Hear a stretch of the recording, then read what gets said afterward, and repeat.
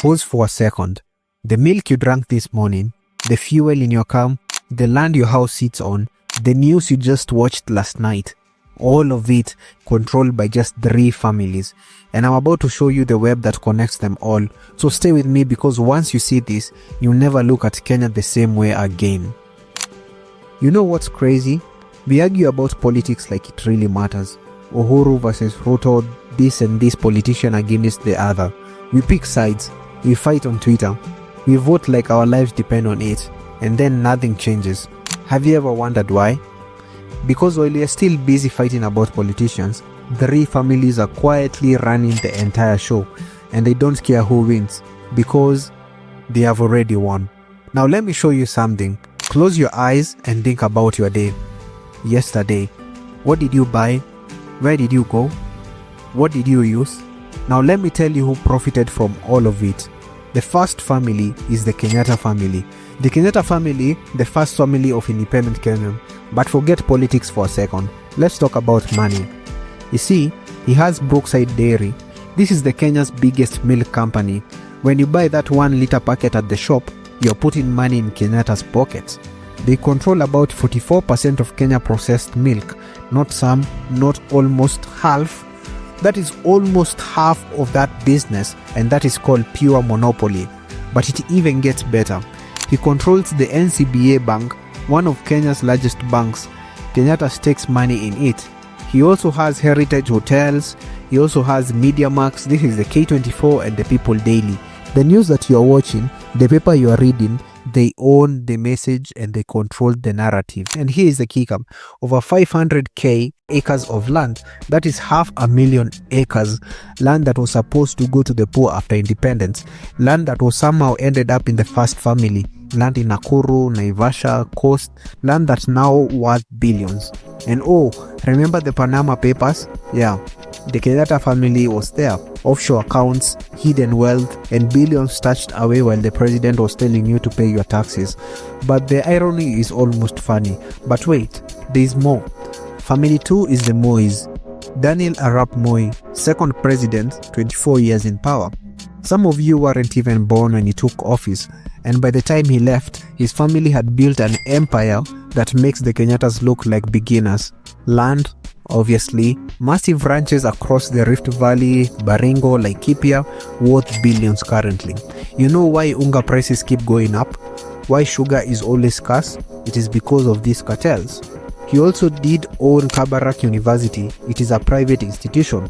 Thousands of students, millions in fees every semester. Education was a cash machine.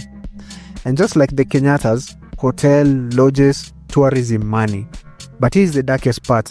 In the early 2000s, investigators estimated the Moi family had stashed over $3 billion, yes, billion with a B, in foreign bank accounts.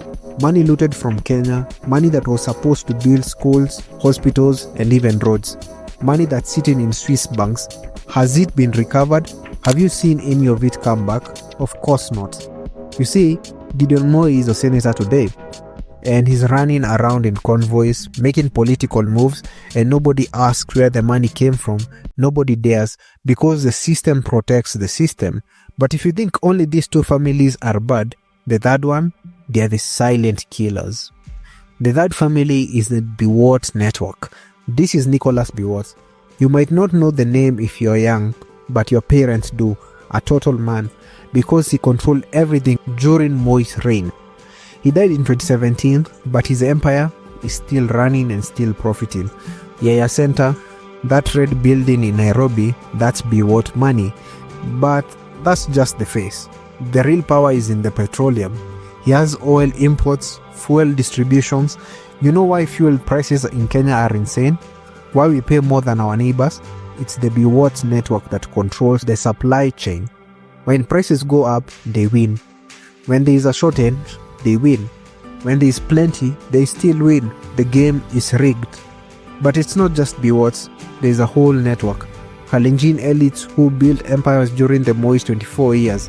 Families controlling sugar, wheat, maize, import licenses that are impossible for normal Kenyans to get. And here's the thing. These 3 families are not competing. They are partners. They do business together. They protect each other. They marry into each other's circles. It's a club, an exclusive, billionaire, untouchable club. Now let me paint a picture to you so that you can wake up. Drink Brookside milk, Kenyatta's money. Turn on K24 while getting ready, Kenyatta's media. Drive to work, stop for fuel, Biwott's network. Buy sugar at the supermarket, Moi's Cartel. Take a loan, NCBA Bank, Kenyatta Stakes. Every single day, multiple times during the day, your money flows upwards to the same three families. This isn't capitalism. This is monopoly. Now, let me bring something to your attention. You know why nothing changes after elections? Because politics is a distraction. While you're arguing about Raila versus Ruto, about dynasties versus hustlers, the real dynasties are laughing all the way to the bank. This is not a competition, it's a performance. The governor who steals 50 million makes headlines, gets arrested, big drama, but these families, they are taking billions legally, systematically and quietly, because they own the system that will investigate them. So you might ask, they are rich, so what? Here's what. Every shilling they make is a shilling you lose. When they control the prices, you pay more. When they own the land, you can't afford a home.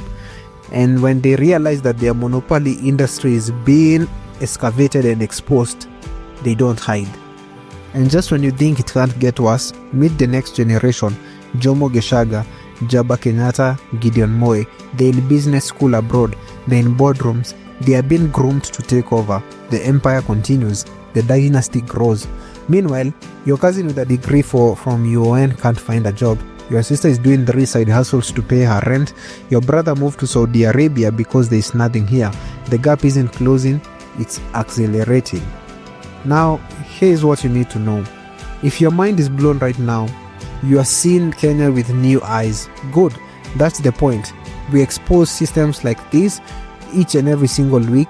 The corruption that you don't see, the power you don't know, and the truth they don't teach. So smash that subscribe button, share with every Kenyan who's still sleeping, and drop a comment telling me what else you want us to investigate.